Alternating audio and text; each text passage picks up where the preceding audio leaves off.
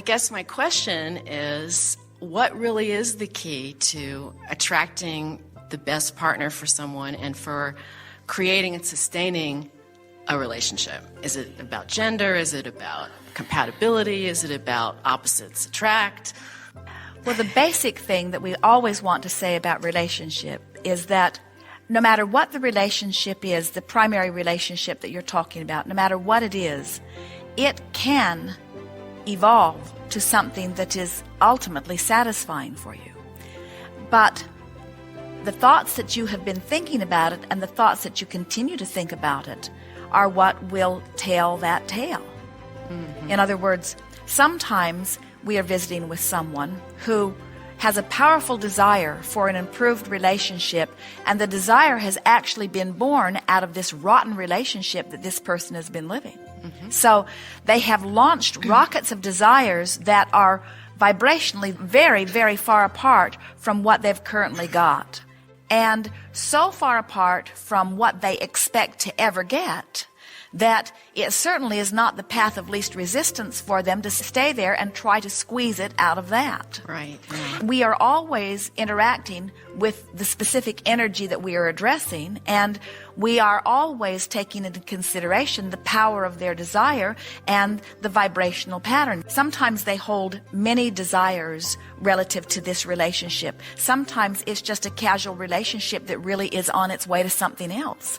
In other words, you could look at everything that way. Every experience that you live is just a stepping stone on the way to greater clarity and greater satisfaction. Okay, yes. That's really helpful. And I think, too, what I'm hearing you say, and let me just confirm that, is that it's, again, just always getting back to the essence of what you want and being clear about that and not letting outside influences direct how you're thinking about it. Well, it would be nice if you could do that, but it is hard. Nice. It's hard not to factor in outside circumstance. In other words, how often do you see someone, they've got a fairly good relationship going, and then they talk to their sister?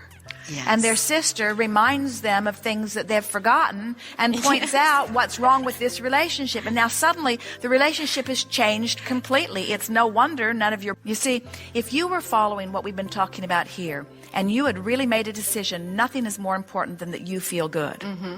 And you were willing to choose whatever thoughts do feel good, you would discover that you could clean most of this confusion up very readily. In other words, think about some of the things you've said to us here. So you say, I don't know what the real solid theory is behind relationships. And oh, what a can of worms that open. In other words, that's like saying, I don't have a prayer of making the right decision or of teaching anybody how to make the right decision about relationships. Where, feel how much different this thought feels. We are all co-creating. And law of attraction is bringing to us those that we are vibrationally ready for. And with each interaction, we get clearer and clearer about what we are looking for. Now, we're going to give you right here the basis of confusion that is at the heart of what you're feeling. In other words, this is what's bothering you, and it's what bothers almost everybody about relationships. You're really going to like this. And it ties in with everything that we've talked about here already today, about the power of the now and about past, present, and future. So here you are in your powerful now, offering a vibration that, granted, you learn to offer along your physical trail. So whatever you're offering, you're offering. And it doesn't really matter how you learn to offer it or what relationships caused you to offer it. Here you are offering a vibration about relationships.